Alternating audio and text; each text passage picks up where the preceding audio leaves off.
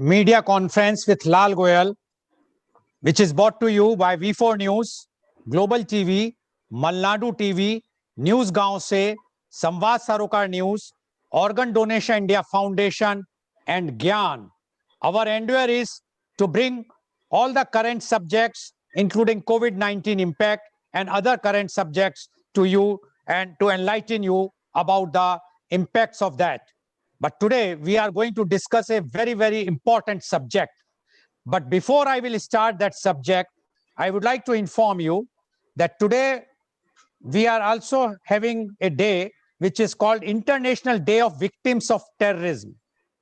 The United Nations General Assembly, in its resolution in 2017, established 21st August as the International Day of Remembrance of and tribute to the victims of terrorism in order to honor and support the victims and survivors of the terrorism and to promote and protect the full enjoyment of their human rights and fundamental freedoms.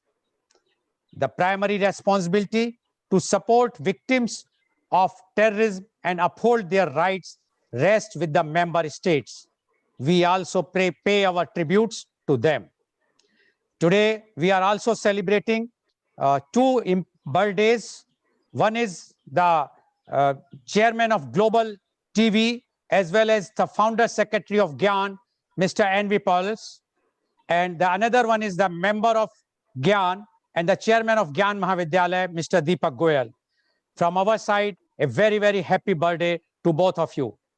Now, today's topic is professionalism in professionals. Professionalism is knowing how to do it, when to do it, and doing it. In business, professionalism is not a tactic, but a moral value. Professional is not a label you give yourself. It is a description you hope others will apply to you. Professionalism is the conduct, behavior, and attitude of someone in a work or business environment. A person does not have to work in a specific profession to demonstrate the important qualities and characteristics of a professional. Professionals is a person who is paid for getting involved in a particular profession in order to earn a living, as well as to satisfy the laws of that profession, can be understood as a professional. Professionalism is defined as an individual's conduct at work. In spite of the word's root, this quality is not restricted to what we describe as the professions, which are typically careers that require a lot of education and have high earnings associated with them. Many cashiers, maintenance workers, and waiters can demonstrate a high level of this trait, although these occupations require minimal training and employees have modest earnings. An equal numbers of doctors, lawyers, and engineers, often called professionals, can display very little. A person's work ethic is a representation of his character.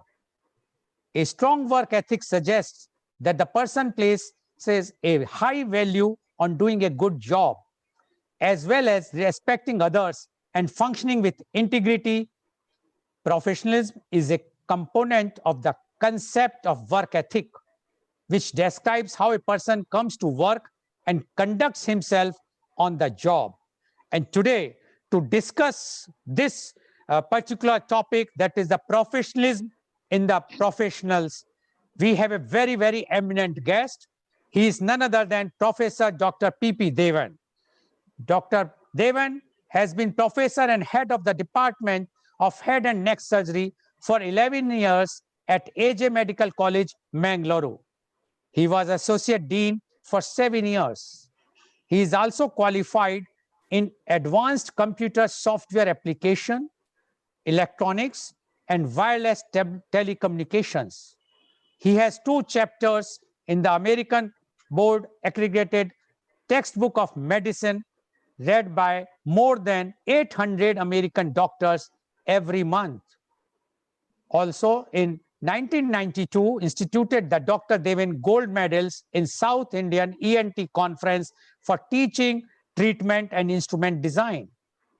He won 2 gold medals for outstanding research in South India's ENT Conference.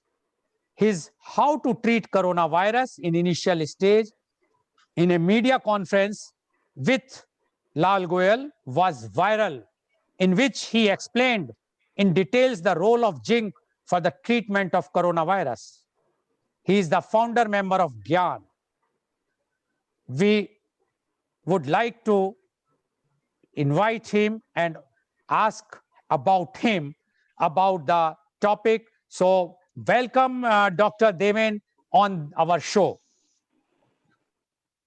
Thank you very much, Dr. Deven. Lal sir, for this wonderful introduction. Dr. Deven, as you know, this subject which you have chosen, although you are an eminent doctor and your forte is the head and neck surgery, and you are also very vocal about the zinc. But today you have chosen this topic, that is the professionalism in professionals. So we would like to know the professionalism in professionals from Dr. P.P. Devan, please. Thank you very much, sir. Now, let me clarify the whole scenario.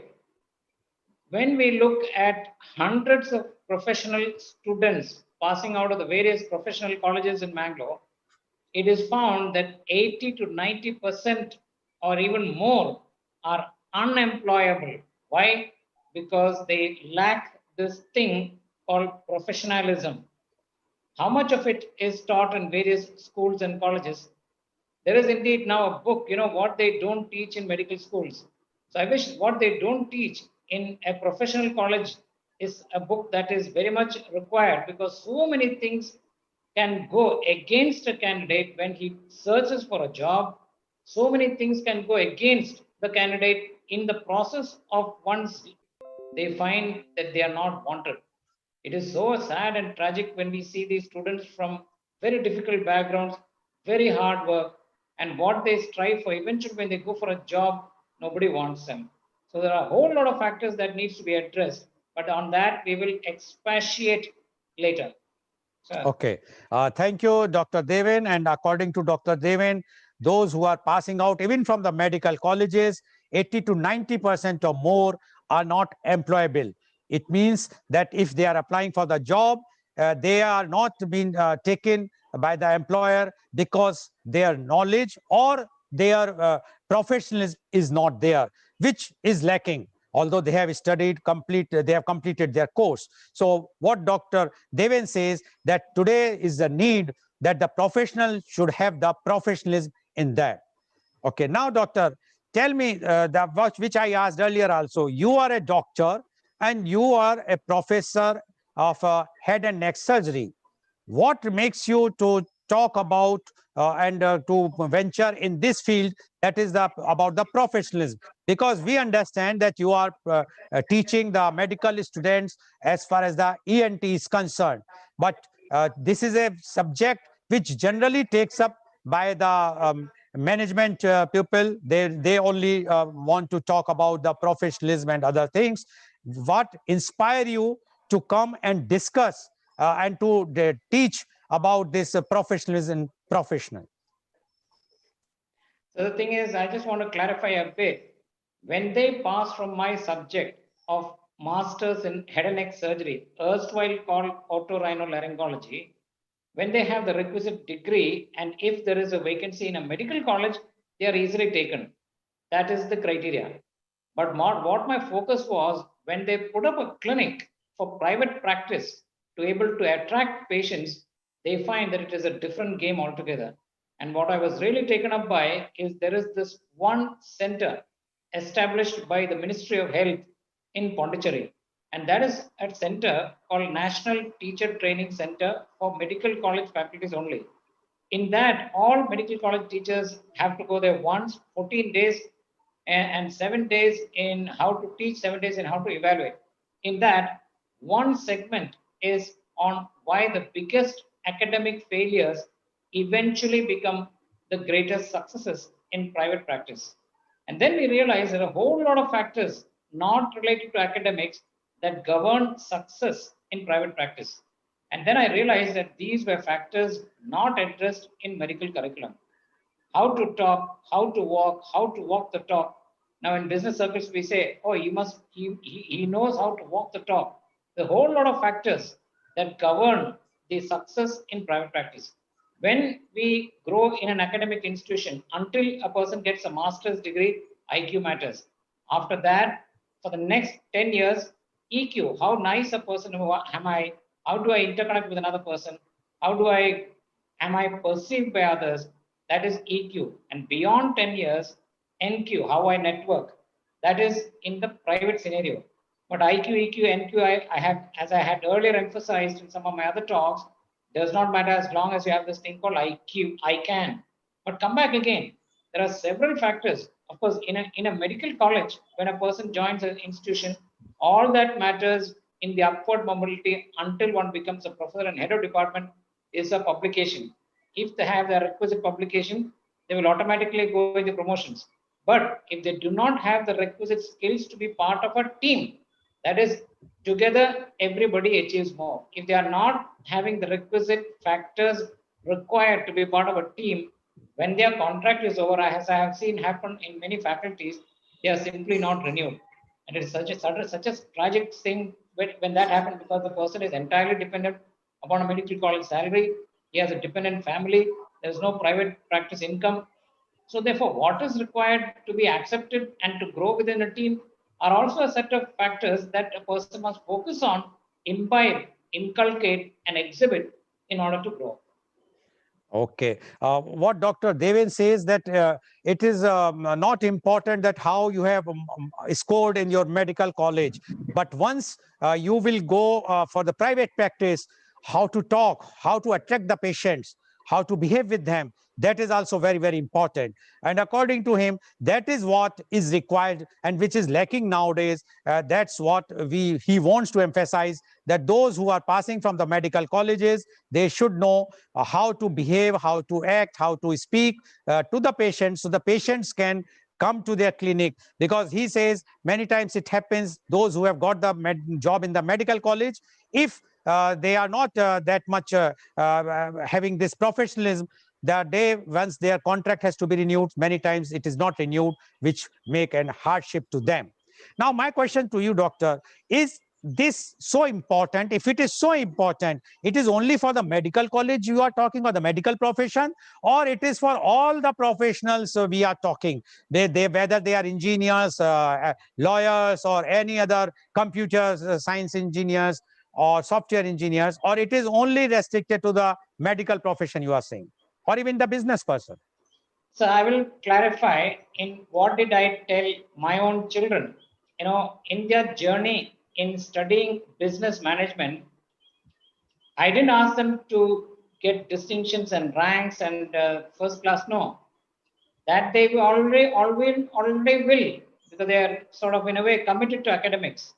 All that I emphasized was every day they have to master perfect pronunciation, one English word, which means at the end of 1 year, 365 words, perfect pronunciation, spelling, application, and knowledge should be at their fingertips.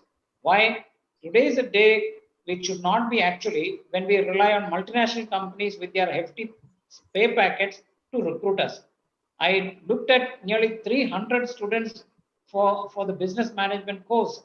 Went for job camps, hardly 10 were selected. And they were selected based on how well they spoke. Because when they interact with their international clients, they only look at how are you able to interact, how are you able to converse, how are you able to intonate and build a rapport and take the journey forwards. So speaking skills, voice modulation, how to, in fact, in the parent teacher meeting of the school where my children, in one school, I did emphasize, have you taught about networking skills? Have you taught about how to write a resume? Have you taught about facial countenance? Have you taught about body language? Have you taught about voice modulation? Have you taught about how to write a resume? Did you teach about mastering the English language? All of this will have a bearing on your upward mobility and your career journey. All of this are important in any profession whatsoever. Are you a likable person? If you're not likable, then how will you get on with an employer if in the interview process itself you do not throw out that vibe? Face is index of the mind, and how you intonate and communicate also will have a bearing on how the employer perceives you as a potential recruit into the organization, which will bring it the required value addition. So all these factors are absolutely of import. Is there any organization that trains all of this? I fear not. Dr. Devin, according to him, what he says, Dr. Devin says that it is applicable on all professional, whether it's a business persons or any other profession. And he says that he witnessed one of the international multinational company interviewing 300 students, or the 300 those who are aspirants for the job, and out of that only 10 were selected because of their how they are speaking English. Now the question is, doctor, that you mentioned one word which called voice modulation. What do you mean by voice modulation? And when we are talking of professionalism, voice modulation, we know that it is for those who are either in the televisions or the All India Radio, or they are acting in the film industry or the television industry. What is the role of voice modulation when we are taking in the professionalism and the professionals? I come from the Department of Voice, and with that backing, I looked into voice as a professional tool, and I was surprised to read from the Harvard Business Review that, especially for guys, perhaps for girls it doesn't matter maybe, but for guys, those with a deeper pitch are offered a higher salary. In that regard, I looked at the basic factors that govern voice and realized there is something called the laryngeal depressors. I looked at voice from a professional perspective. What governs the thickness of the vocal cord, the depth of the column of air, and the vibrating mucous membrane, and all of which how it governs. And I will show you when I'm speaking in this tone, and I can really modulate my voice in such a manner that the moment I have a deeper pitch, there is greater receptivity in the audience. In any manner, wherever you go for an interview, if you have a deeper tone, even for a doctor, those with a deeper tone, the patients have a higher acceptability rate. Imagine if I were to tell a patient, you need to have the surgery, they will seek an alternative doctor with a deeper tone. A deeper pitch always has a commanding value and a greater acceptance. For Harvard Business Review to say that those males with a deeper pitch are offered a higher salary, they would have done the requisite work to realize that this is very much so. So voice modulation is something that a male can do, go to a good voice therapist, have a deeper pitch in order to be of greater demand in the work field.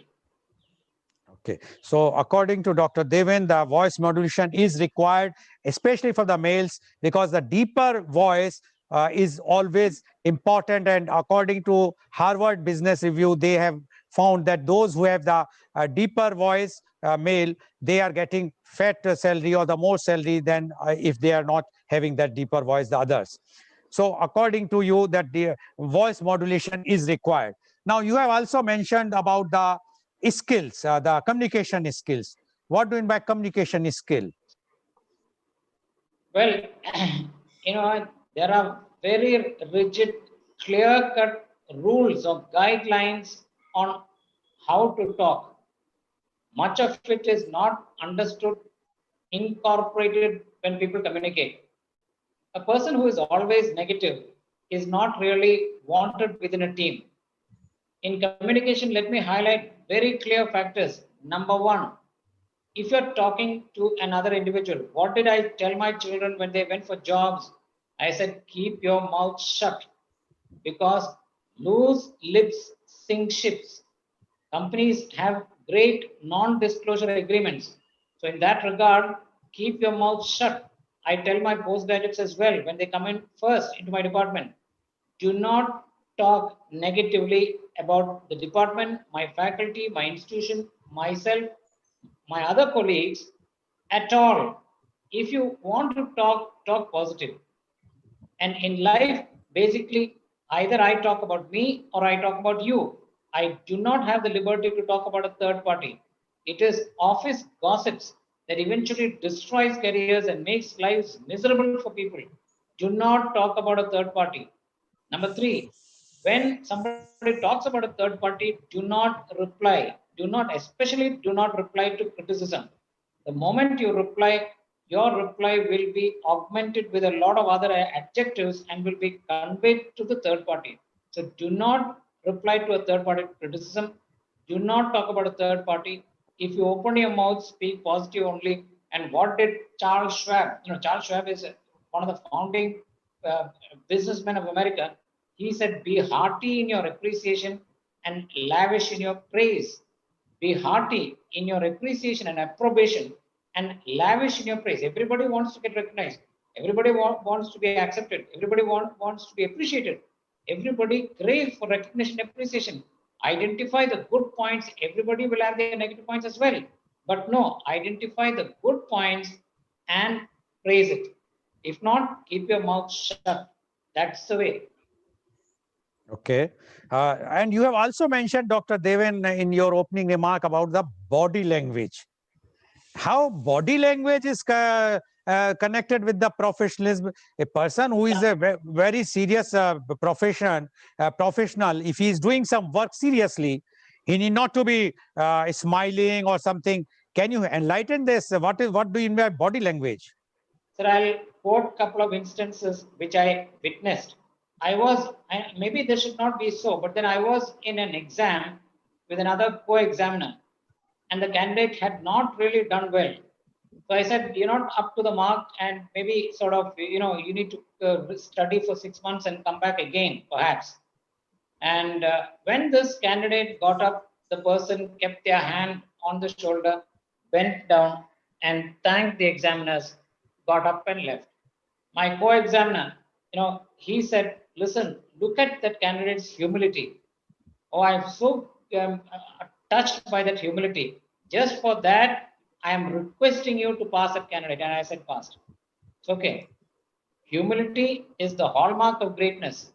If a person has a body language that exudes a certain amount of arrogance, the other day in a medical college, the HOD called the powers that be and asked, "This person has passed this, but he has an attitude and does not give the due respect to the head of department and the faculty members." And maybe I do not know, but in that particular instance, they decided to fail him. First, let there be humility in any walk of life. Humility is the hallmark of greatness. A hot air balloon rises to the very top by not what is inside, but by not what is outside, by what is inside. If you are humble enough, you will rise. And if in a team or an organization, if you give the projected image, however junior you may be or senior, that if you're too big for your boots, the powers, the chiefs will not tolerate you. I know in one particular instance, an employer would only talk with the hand on the hip to the chief, and the chief could not tolerate that. So when the time came for the chief to renew his contract, that was terminated. So Okay. you must project an aura of humility, of humbleness, of appreciation to the outside world, especially to your boss, because your boss, your head of department, your chief is the absolute God. They can make you or break you. And if they feel that you are sort of in line with their requirements, you will be at the forefront. For example, if the chief were to be moving on to another bigger organization, you will be handpicked by them to follow them in their new group. If you have not given the requisite respect, for example, there was once a group of postgraduates exam going.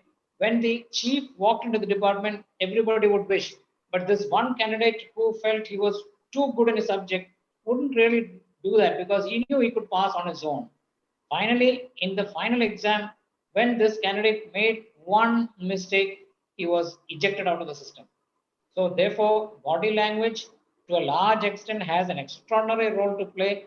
And this non-verbal communication is something that we must realize and incorporate to project to the world, listen, I'm not a threat to you. That's how it is.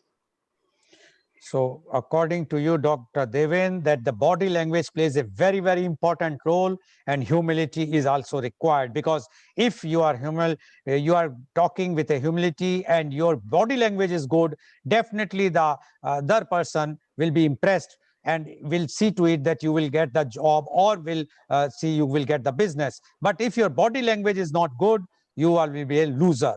And so one has to be having a very good body language along with the humility.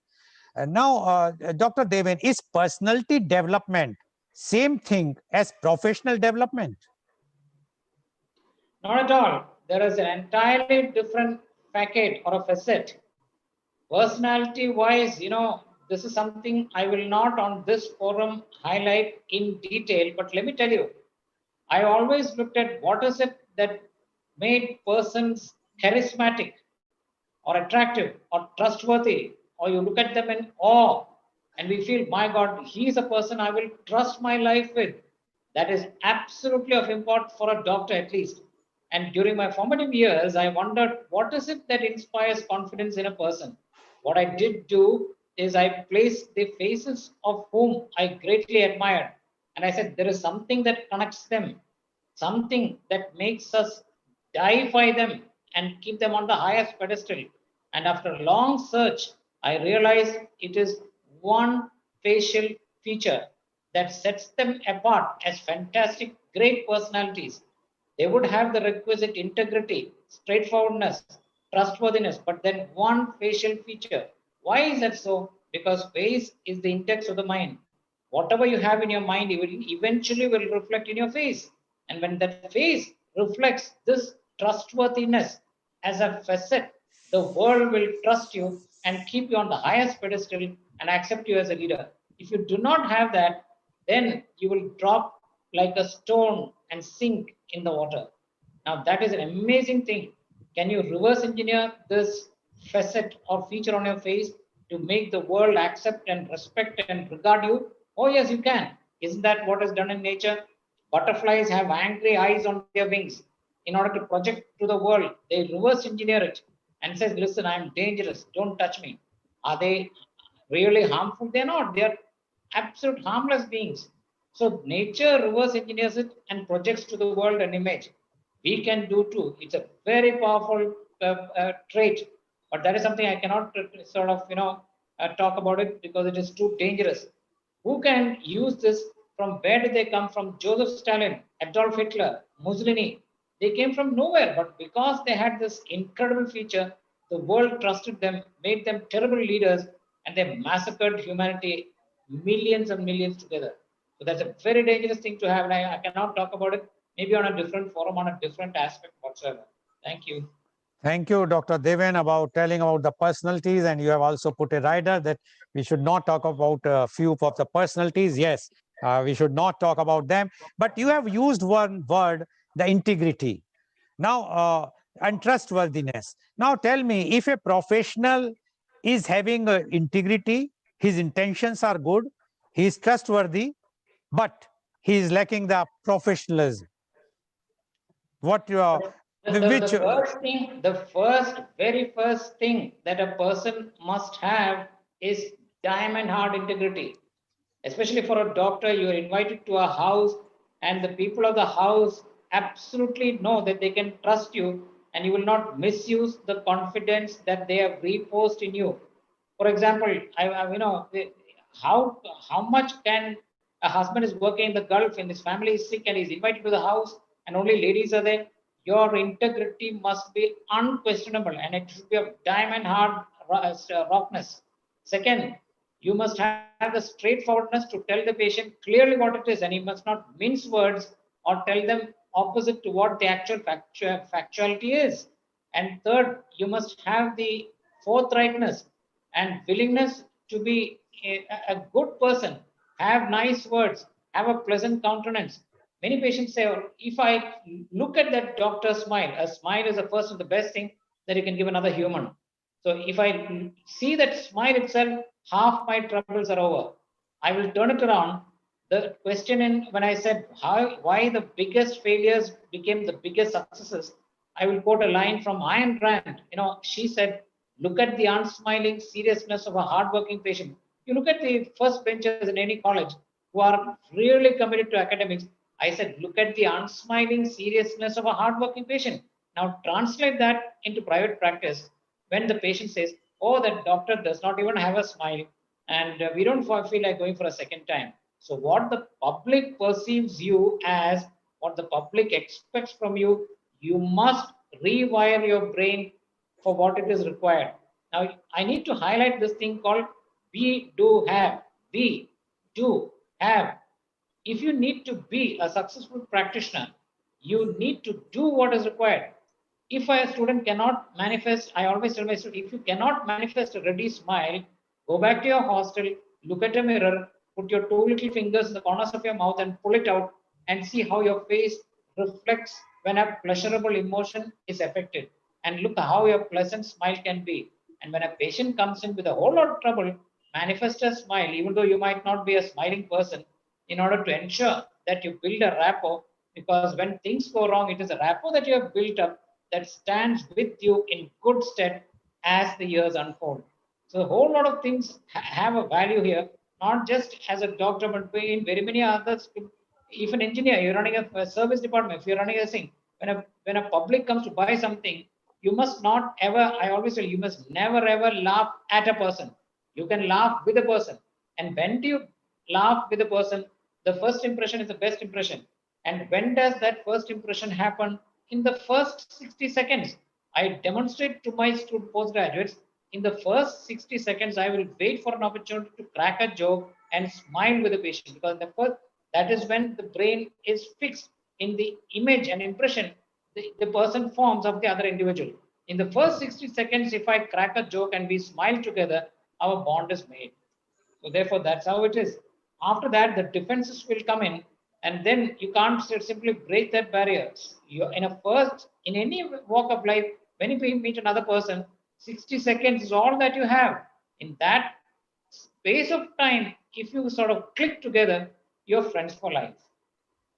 Okay, so you will be friends of life if you click in the first 60 seconds. And Yes. according to Dr. Devan, you have to give a good smile whomsoever you are meeting, and that is the first impression is the best impression according to Devan, Dr. Devan. And he says that this body language and especially your smile, your attitude towards the patients or anyone, and even your customers or the clients, should be like this, so that there will be a bonding among you, among the patient and the doctor, or the customer and the seller, or the client and those who are dealing with them. Now, my question to you is, what quality makes the professional a special employee? Can you repeat that, sir? What quality, according to you, makes the professional a special employee? Number one, honor your word.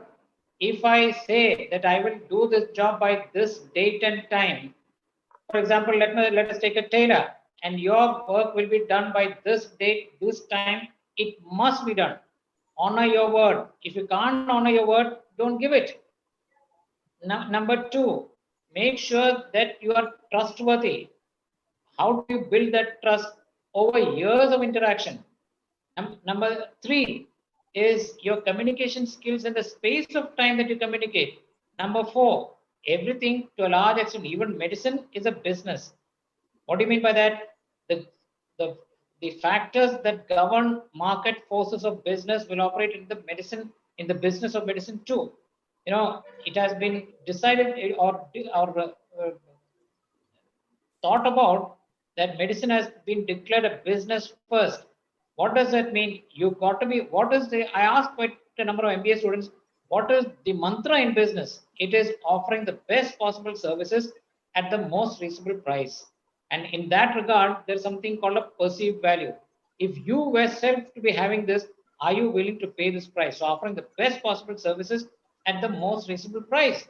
And all these factors will ensure that you succeed in the business of any walk of life. Okay. Thank you, Dr. Deven, for giving the details about this. Now, my question to you is, what is the main reason that makes professionalism valuable to recruiters? Those who are recruiting, they would Yes, like to see the main reason in a applicant that he is a professionalism. What is the main reason that makes professionalism valuable to the recruiters? the first thing, initially I said until you get your master's degree, IQ matters. But beyond, for the next 10 years of your life, it is EQ, emotional quotient, conceived of by Daniel Goleman. And he said how nice a person you are. Earlier, the recruiters used to simply have a telephonic interview, but then the face is the index of the mind. And as a consequence, nowadays they have to see your face, because eventually, looking at another individual, they can discern how good a person is. If he's very nasty, if he's very critical, if he's very negative, he doesn't want, however good your work is, you can't be tolerated in an organization, because they can make life miserable for all those around them. So be a nice person. Do not criticize. Who is a critic? A critic is one who absolves himself of his own irresponsibility by projecting onto those who are making an effort. I'll repeat that. A critic is one who absolves himself of his own irresponsibility by projecting onto those who are making an effort. So do not be a critic, be positive, find the good. Everything has a good. Find the good in everything, in the organization, in your fellow colleagues, in your boss, in your chief, in your work. Find the good. If you can rectify something on your own, do it. But do not keep on criticizing, and be a team player, support everybody. And Juan Antonio Samaranch, the chairman of the Olympics, one day he said, make your fellow man feel needed. Don't make your fellow man feel small or belittle them, or no, make your fellow man feel needed, that he's much needed as much as you are. So these are the factors that employers look for. Are you a nice person? Are you committed to your work? Are you a person who is trustworthy and reliable and honest? And can you be an integral part of my team? These make one absolutely invaluable for an organization. Okay, so according to you, professionalism includes all the qualities which is required so that employer will see whether you are trustworthy, whether your body language is good, whether your skill is very good, as well as how you behave with others. So all these things are required, and that is what the professionalism is. And for an employer, this is must, that any employee should have all these things, especially in today's scenario. Now, what is the connection between career development and professional development? Why is it important for young people to understand this? A young person in the onward journey of their career must look at what is required.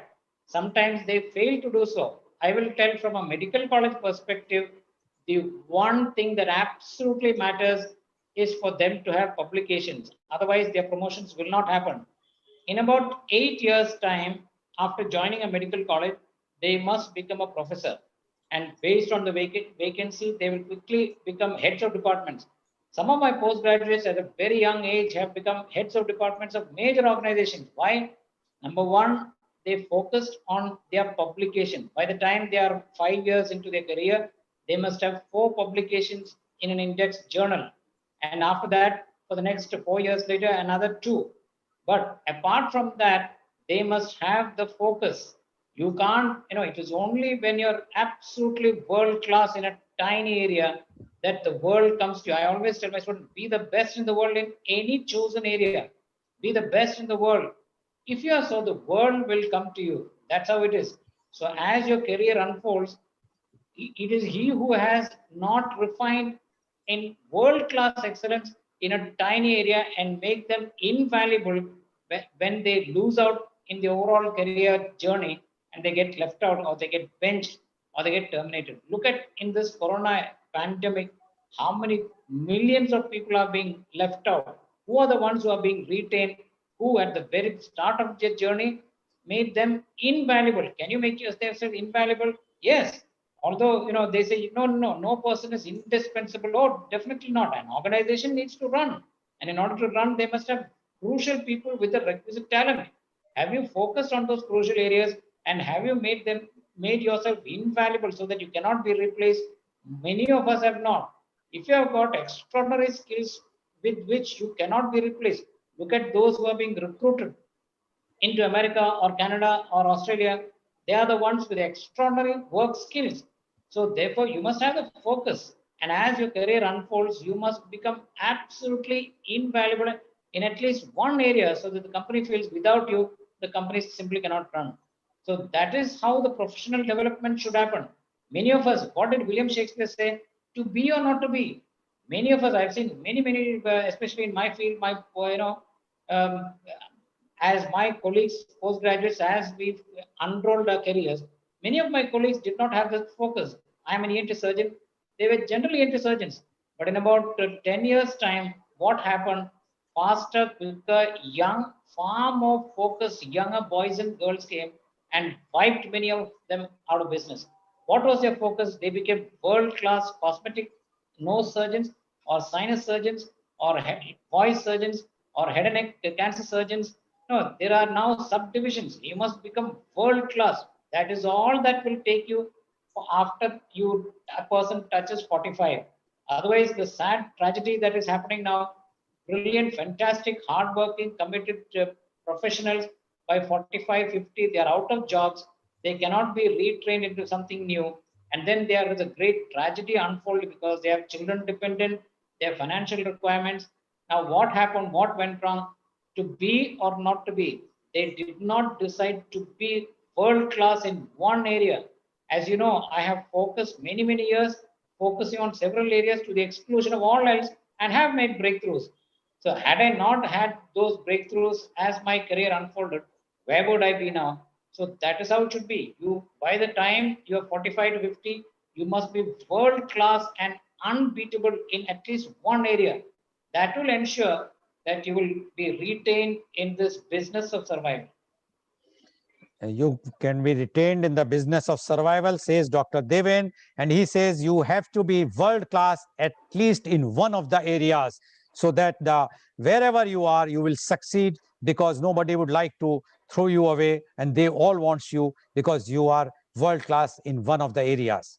Now, but Dr. Deven, we have seen in many organizations nepotism.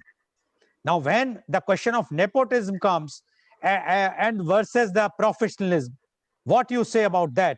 A person is very much dedicated, he's a thorough professional, but he doesn't want to do those things which his bosses wants out of the way.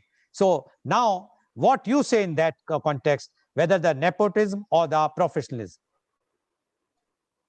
If you are employing a generational thing, is that what you're implying? Yes. Sir, I know it is wrong maybe on for me to talk in this fashion, but there are two things I stay away rigidly from any discussion whatsoever: religion and politics. But then the legacy, we say, who's the father of the nation, he should have, in a way, looking at, he should have encouraged nepotism and his son should have taken over. Who has taken over? Another Gandhi family, not related to him. And 3, 4 generations have gone through. No, I will not agree with that. Okay, Dr. Deven, I will stop you here because we are not, I'm talking of the, see what happens today, the person says that he's a doctor, so his son should be a doctor. He's an actor, his son should be an actor, or the daughter should be an actress. He's In an a way, advocate. yeah, in a Yes. way, for example, a father has built up a huge, fantastic hospital. Naturally, his son has to take over. Naturally, his son must be groomed eventually to take over. Can he have another outsider to come and take over, which he has painfully built over several decades? No. Whereas, as far as an actor, he also would like to have his son come in his groove. But quite often, why it does not happen? Even though we have fantastic actors, have their children lived up to the father's dreams? No. Why? Because I said again, this one facet or tenet they did not, the father would have come up through a very tough, difficult time. And because of that tough, difficult past years and his integrity, which brought him up to this level, he would have manifested on his face this one facial feature that projected to the world, listen, I am trustworthy. You can have the confidence in me, and I am world class. Who are they? I look at 13 James Bond actors who strode the world like a colossus, Sean Connery. We have the Star Trek series, but who took it to the very top? Leonard Nimoy, who acted as Captain Spock. We had Richard Burton. We had Ronald Reagan. Now, all of them, if you carefully analyze, they all had this one facial feature which they themselves did not realize. Could they have taught it to their children? Yes. Then the children would have followed the father's legacy.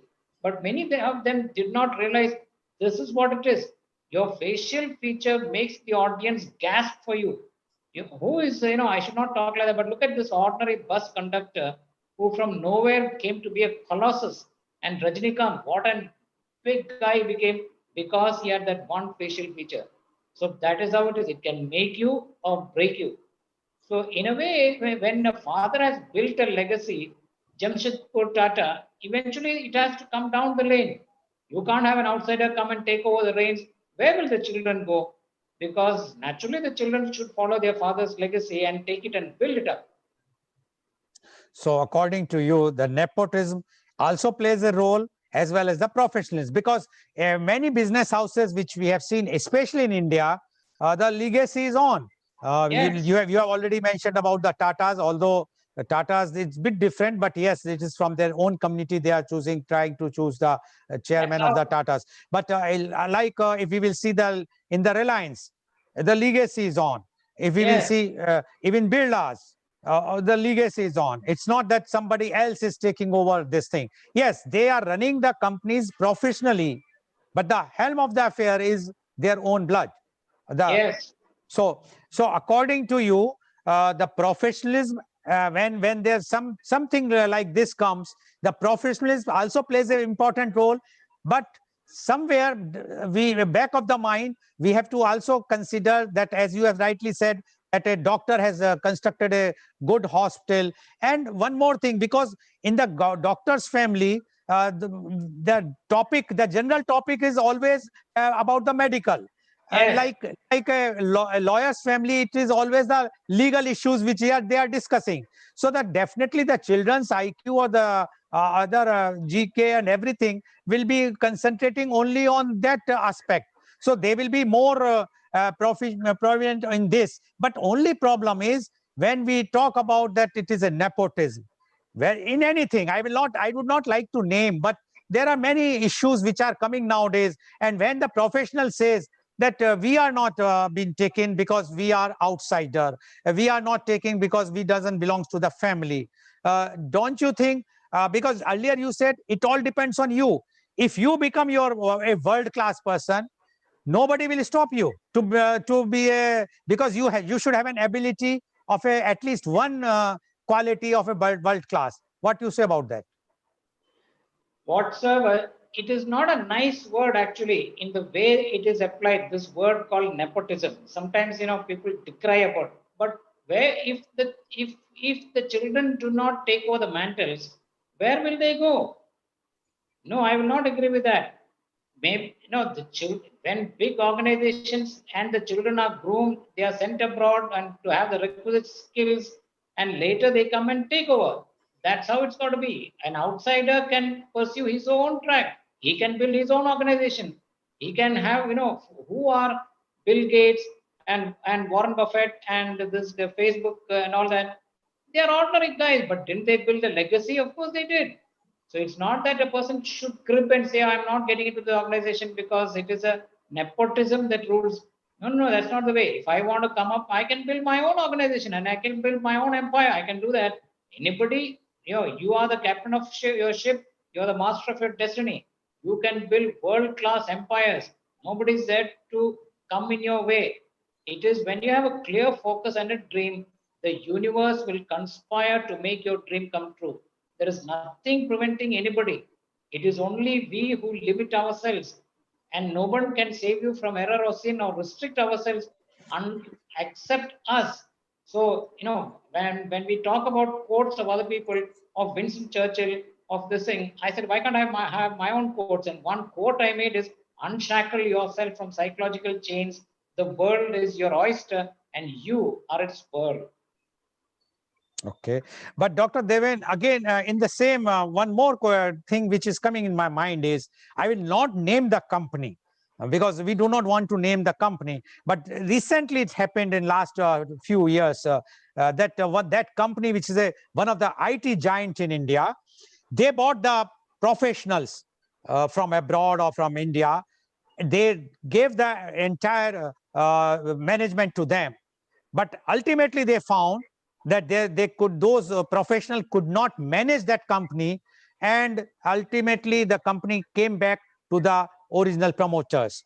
I'm not naming the company, but why it is so? When the professionals, you are talking of professional and the professionals, those who have been bought, they're world-class professionals, known, and they were bought in that company, but ultimately they have to leave, and the company has to come back willingly or unwillingly to the main promoters or the founders of that company, or the founder promoters of that company. Why it has happened, or why is it not a professionalism, or there's some lacking of this, or Yeah, why? I must quote, a thing against William Shakespeare. William Shakespeare said, the good that men do is oft interred with their bones. I disagree. The good that men do is not interred with their bones. When a person has done a whole lot of good to give innumerable jobs to people, to bring out world-class products, the karma, which I suppose is not talked about in other countries, but in India, karma is a big thing. The good karma, who should enjoy it? The children should enjoy it. So when the children are bypassed and a group of professionals are brought in, look at the great tragedy of the children. We often say the children will suffer the ills but the parents have done. Vice versa too. If you've done a lot of good, who will reap the benefits and harvest the good? You're a person's children. So when I have built a huge company and then outside professionals try to manage, no, it will revert back to the individual and eventually the children. That is the value and that is how karma works. So according to you, the professionals who are running a company may not be having that much feelings for that company, which a promoter have, because somebody who has built up the empire and during course of time have that feelings, because from the scratch to that to reach that height. But the professionals who are coming, they are only committed, they are only thinking about the marketing, they are only thinking about the revenue generation, but they are not bothered about the welfare of the society, welfare of the employees, and the welfare of the company. Do you think this aspect also plays a very big role when the No, no, no, professionalism is concerned? no. That is definitely not the way. I repeat again. How many children I have found them to suffer because of the bad deeds of the parents. As a doctor, we are minutely involved with so many families. And when a parent does good, who should reap the benefit? The children. Professionals who are brought in are also having the same welfare, are also having the same expertise, are far more knowledgeable perhaps. But what about the children of this individual who has brought this company up? They should enjoy the legacy because that is their legacy. And if we stunt them and bring somebody outside who will try to enjoy the fruits, no, that just can't happen. The good that you do is not interred with your bones. It will pass on to the next generation. We have seen generations in America. And look at the Kennedy family. I know I should not talk politics, but how much of crime they have done, how much the legacies down second, third, fourth, fifth generation, how much they have suffered. Whereas the good what one does, it goes through generations too. So what a person has, if with very great effort, brought a company up, their generations should run it and enjoy its benefits. Okay, now It has tell me. nothing, it has nothing to do with professionalism and all that. No, it is karma, good karma that goes to the next level. Okay. Now, when we talk about the professional, One thing which come in our mind is, which I also mentioned, is doctors, lawyers, engineers. What about a farmer? Will you not term him as a agriculturist, as a professional? If don't you Oh, think yeah. that is Yeah, we now in this Corona times, you look at farmers who are innovative, entrepreneurial, and think in a different direction, bring in different methods of harvesting. Aren't they huge successes? And doesn't the rest of us envy them? We do. So farmers now it is now that they are proving their true metal and merit, and we look at them and look at their fantastic produce, and we say, wow, I wish I had, in a way, in these difficult times, I wish I had chosen that path, because look at how many farmers are thriving in this difficult era. So therefore, farming also has an extraordinary level of professionalism ingrained in it, so that they can really thrive. How many videos we have seen of fantastic, nice, good harvest by farmers? So therefore, that is something that we should actually, I feel, every year, 1 month, in everybody, we should indulge in farming. What is the thing in working for 12 months a year? Let 1 month go into farming, 1 month maybe something else. Wouldn't the country sort of fantastically improve? We should have said every year you plant a tree. How much this country would have grown? Look at Bhutan. Look at Bhutan. They have something called a happiness index, and they have what is called a carbon fiber. Bhutan is now projected as the one of the best in the world. So couldn't we also have done it? How many of us have this thing? How many trees have I planted? How much of paper I have really used, and how much of trees I have destroyed? What did I destroy? The oxygen that comes to me. We destroy papers. Have I ever planted so that it becomes a gigantic tree? How many of us have done that? No, we are not. So farmers actually are the backbone of a country, and they should be really encouraged, and they are the priceless jewels that we have in our midst. okay? So according to Dr. Devendra, the farmers are also professionals, and their professionalism is that they are the gem of the country. Because of them, today we are surviving in this difficult time. Yes, of course, because everyone has to eat, and produce agriculture produce are coming only from the farmers. So that is also. But you have mentioned about now the corona and this difficult time, Dr. Deven. Now I would like to come back, because if you remember, we have done 2, 3, or 4 media conference with you, and you have given 2, 3 very good tips at that time. Although again, because it's your profession, so I'm just asking for the benefit of our viewers. And you said in one of the things that sipping hot water. Secondly, you have also mentioned about uses of more vitamin C and the zinc. Now, we would like to know, because after all, our shows has been viewed by millions of people, definitely in this difficult time, what are your views now after 5 months of the pandemic, which has already passed? What you say now, how we can, because every day this pandemic is increasing. We are seeing now the figure is almost touching 70,000. And there is no end. Earlier, we were thinking that July will be the peak. Someone says August is the peak, but we don't know when the peak will come. And other countries, yes, it has gone down. What you think now? I'm just deviating from the topic, but because your profession is basically a medical, and you are expert in this corona thing. And I remember one show when a doctor from Middle East praised you and your work, and he mentioned very clearly that you have guided him, and because of you, so many lives have been saved. So we would like to know, for the benefit of our viewers, now, what is the condition after 5 months of corona? You might have done the research, you might be treating the patients. What is your take about this? Dr. Deven, please. Well, as time unfolds, we now realize the gaps in our knowledge. We realize the gaps in our knowledge. Why? In the beginning, what did we say? We say that the virus enters the body through a receptor, angiotensin converting enzyme 2. Second, the virus uses a protein to multiply. What is that called? RNA-dependent RNA polymerase, also called replicase. The third, the individual dies from what is called a cytokine storm. all of which can be completely blocked by one ultra trace micronutrient water soluble zinc, and we advocate that. But let us leave it there and go back 30 years odd back, and through the years I have been treating corona infections. What are they? The common cold.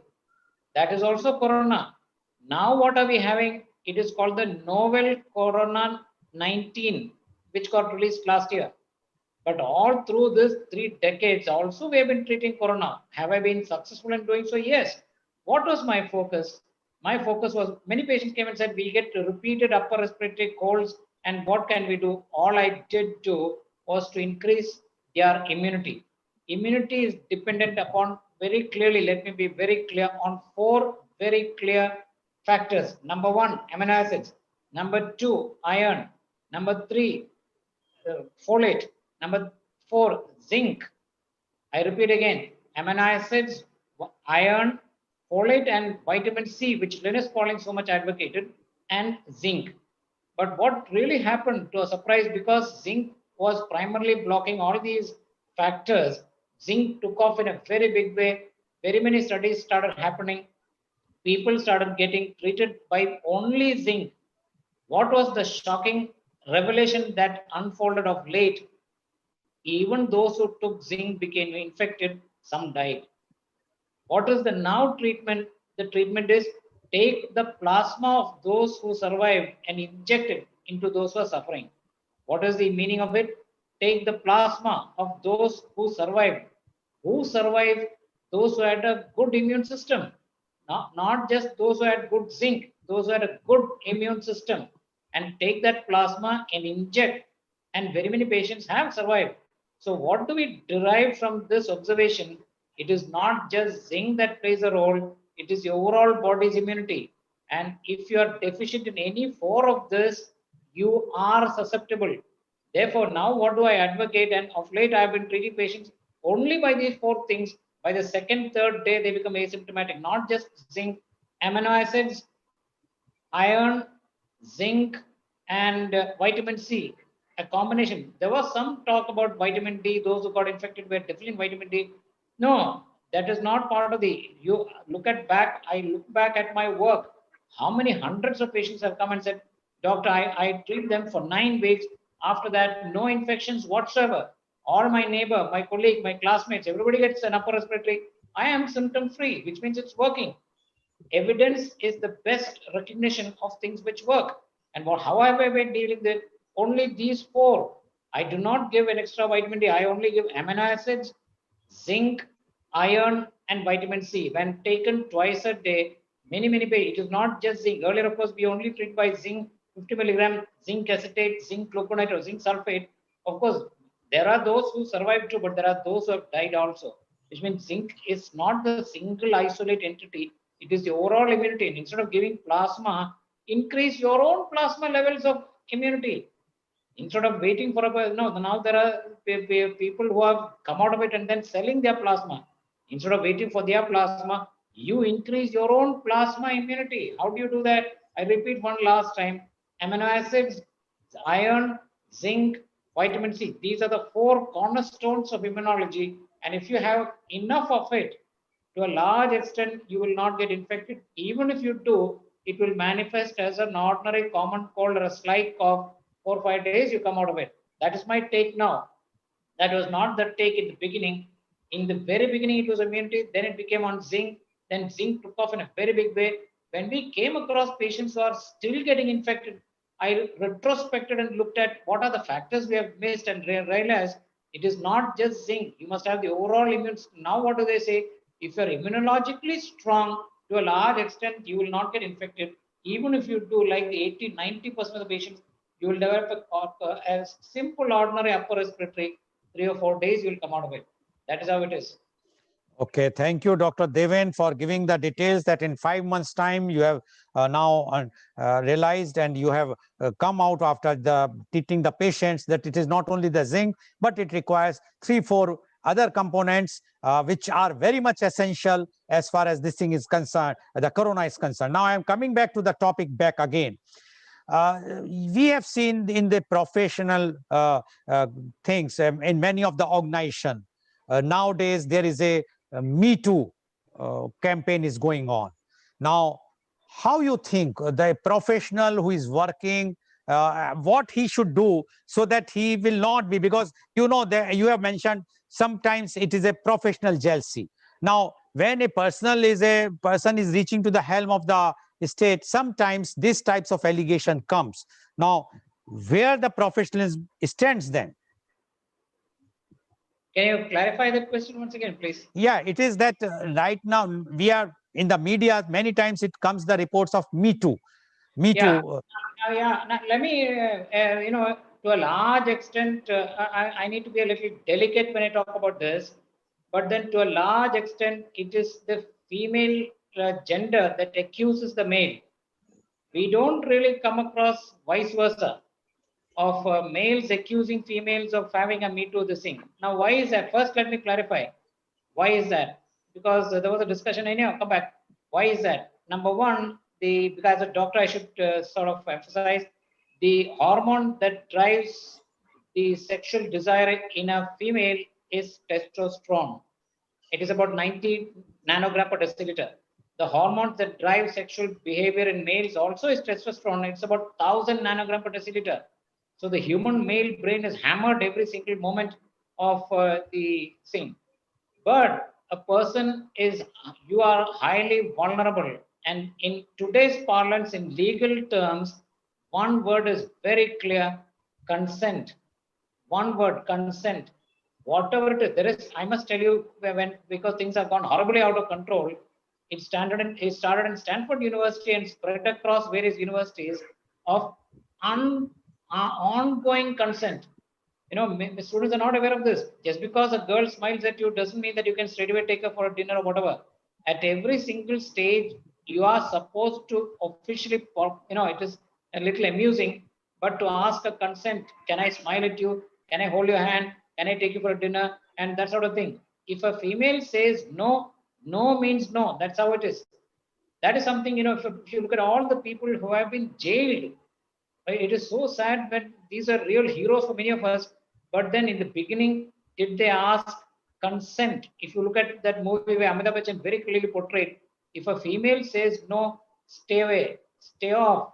And if you're in a vulnerable position, then make sure, for example, in a doctor, as doctor examining a patient, a lady patient, make sure that you have an orderly, like a nurse or somebody in your room observing and who can vouch for you, because many doctors have had false allegation.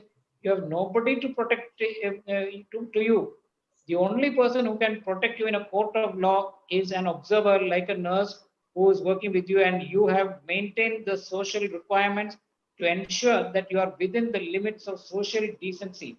I will, one lady wrote that he was a breast cancer surgeon, and you naturally have to feel the breast to find out is there a cancer there. And this lady wrote in her deposition, somewhere along the way, his palpation became caresses, and I knew he had crossed the line. But how can that be? Because he's a doctor, he needs to feel the extent of a cancer if it is there. But you must have a bystander who will vouch for you that your behavior was well within normal. The second thing is, make sure this cardiac doctor, when he was taking the ECG, the patient's allegation was when he was applying the gel, he was applying it a little more than what was necessary for the lead to be applied. But actually, in such instances, you have an orderly or a nurse to do all that. But sometimes, they will be making mistakes. So always have a female bystander observing and be in any position to be able to watch for you. So in today's world, it is risky grounds. Be absolutely, sure that you are within your limits, and make sure that this allegation, once it happens, it can demolish you, destroy you, and permanently derail you from your career. So these are vulnerable times, especially for males. I don't know, I've not read about any female, the vice versa, but that is something you've got to be very, very careful in today's world. Okay, Doctor, thank you very much for giving the details about the Me Too. Now, one thing which occurs in the mind of everyone when anyone thinks about the professional, they think of their attire. They think that a person should be wearing a jacket or a tie, very neat and clean, polished shoes, everything. Why it is so? Do you think it is also a part of parcel of the professionalism for a professional to be dressed like this? A study was done in the Middlesex Hospital in London. Patients were asked, how do you like your doctor to be? Can they wear a jeans and t-shirt and be seen? Or do you expect them to be formally attired? Across all specialties, across patients, everybody's expectation was a doctor should be attired in a proper formal business suit. That means a proper polished shoes, matching socks, pants, and full length shirt with a tie, and looking very formal and distinguished. Because if you can't take the trouble to make yourself presentable, how much trouble are you going to take to make yourself take care of the patient who is in your care? How you, of course you can afford to be wearing a jeans and a t-shirt. You can afford to be wearing a jeans and a t-shirt, and you can say to the world, I couldn't care less. Who are they? When you're at the very top, when you're a multi-billionaire like Steve Jobs of Apple, or Mark Zuckerberg of Facebook, or the Bill Gates, other than official meetings, they're all in a t-shirt and jeans.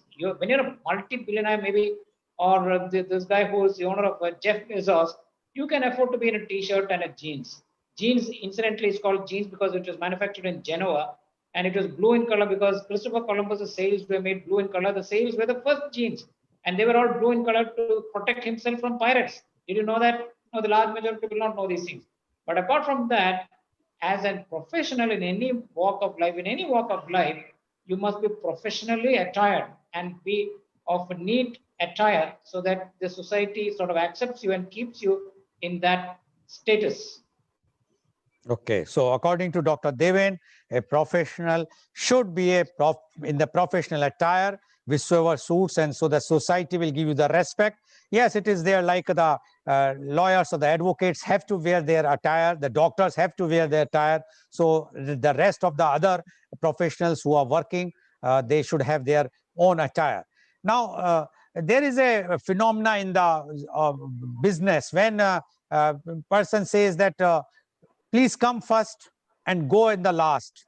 Do you think a person who is working more or a person who is working less but output is same, whom you think that they are more professional, or the professionalism more in out of these two, whether somebody is coming in the very beginning in the morning and going late after completing the work, as the someone who is completes the work very fast and goes early? Heading a department, I will always appreciate, primarily my focus on my postgraduates. I will always appreciate postgraduates who are the first to come. In any organization, if you look at any organization, they don't look at the time that you go, because if you've finished your job, if there is no time restriction on punching or something, you can go. But you will be minutely observed at the time that you come, and eventually that will be the negative point highlighted against you. So therefore, I always say, always in life, when you're working, be the first to come, the last to go.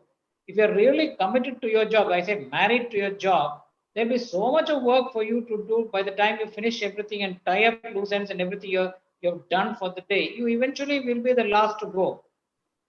That's how it is. The sine qua non, as it is in the English language, is be the first to come, the last to go. You will always be appreciated. That has its own value, irrespective of the commitment or the excellence or the expertise of your job. Being the first to come and the last to go has a different value whatsoever. Okay, thank you, Dr. Deven, to say that the first to come and last to go has a different value altogether, because you will have the image of your position in the boss eyes will be different, because he or she will feel that you are coming before everybody, so you are more dedicated and doing your job sincerely. Now, when everything, all this professionalism is so important according to you, Dr. Deven, why people are not taking it seriously? Why so many people don't realize this is hard truth? but it is they just treat it as a profession. They become doctor, they become lawyer, or they become engineer. But the professionalism which you have emphasized, that you should have this quality, why they are not adopting it? Primarily, I think because they have not had the benefit of attending our workshop, which is about to happen on professionalism. And primarily because professionalism as a separate facet is not focused on in any professional organization. In any way, we teach a whole lot of concepts in medicine, in dentistry, in engineering, in architecture, but these tenets of professionalism, communication skills, how to dress, how to be on time, how to have the granite word which you must always respect, how to be trustworthy, how to be humble. Is it highlighted anyway? It is not. It is only when individuals suddenly are at the receiving end of job terminations, of layoffs, of being bypassed for promotion, then they start wondering what went wrong. So I suppose it's high time that colleges will not have the wherewithal and the ability to organize a program on pure professionalism. And I suppose it's time for somebody, maybe we, in the course that we will organize, bring in all this to help people unfold their career to the rich way in which they and their family and the society at large expects them to do. Dr. Devin, yes, what you are saying is correct, but yes, I agree with you, because in this Lal Bahadur Shastri Academy of Administration, which trains at Masuri the IAS, IPS officers, they are training them how to behave, how to act, how to be dressed, how to eat. All those training were giving to those who who have been selected in those top posts. So why not in all the fields, whether he's a doctor, whether he's an engineer, whether he's a businessman, anywhere, wherever the education is, and they should have these types of training. Although in this new education policy of 2020, now the government has given emphasis even for the teachers how to train the students, because already we saw that so many teachers are there, but to train, how many knows how to teach properly, although they have done their requisite course of B.Ed, M.Ed, BTC or whatnot, but trade giving. So this emphasis, now the government also realized what you are talking. Yes, we require such type of training courses where we should create the professionalism.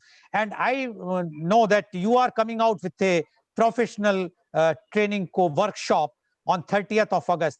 Can you just give some details about that, Dr. Devin, who are involved with you, and what type of that workshop will be on 30th of August 2020, on this month only?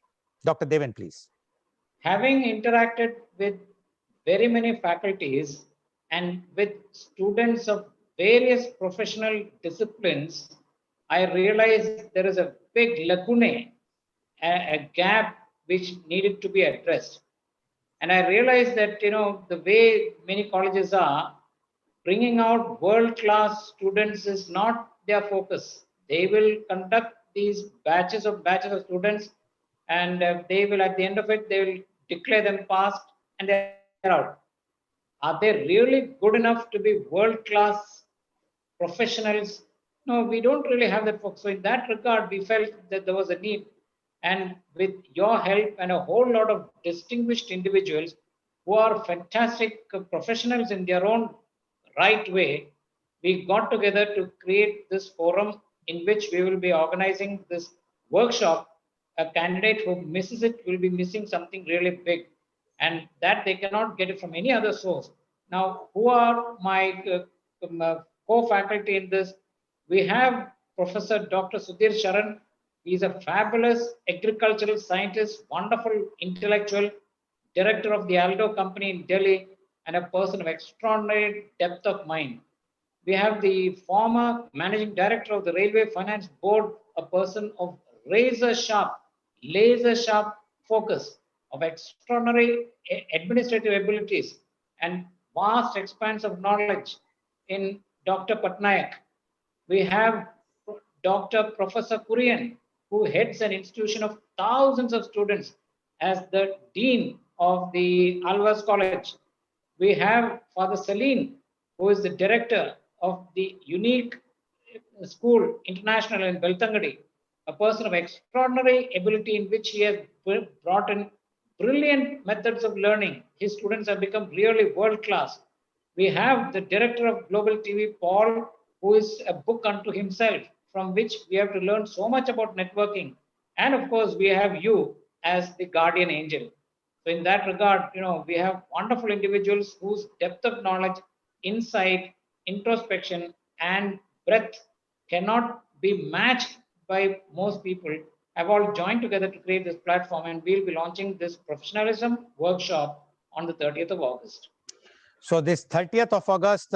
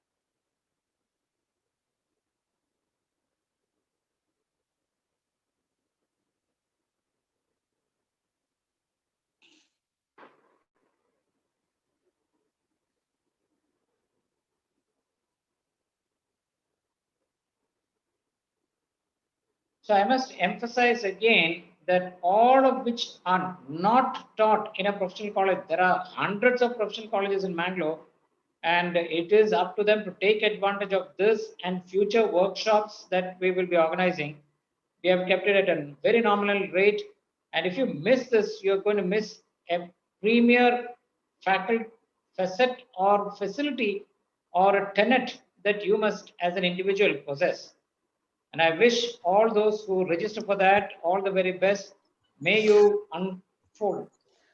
thank you very much, Dr. Deven, for giving all the details today, the professionals and professionals, and you have also mentioned all aspects of the professionals and professionals, and you have also mentioned that you are going to hold a workshop with eminent people around who will be the co-faculty with you. I'm sure that all our viewers will like to join and take the advantage of this. And today you have seen that how a professional, although he is a professional, whether he is lacking the professionalism. And according to Dr. Deven, yes, 80 to 90% cases are such. And because it is based on his experience of more than 3 decades. So we all, this is the time we have to rethink our own professionalism, and we should try to learn the professionalism, although we might be a very, very good professional. And today's program, which is live telecasted by V4 News, Global TV, Malnadu TV, News Gaon Se, Samvad Sarokar News, as well as it was shown live on Facebook and YouTube. And our endeavor is to bring every day new subject or something which inspire. And tomorrow is a very, very inspiring subject. And the theme or the subject is Women of the Year 2020. Yes, you heard correctly. Women of the Year 2020. She is none other than Miss Charnya Kannan.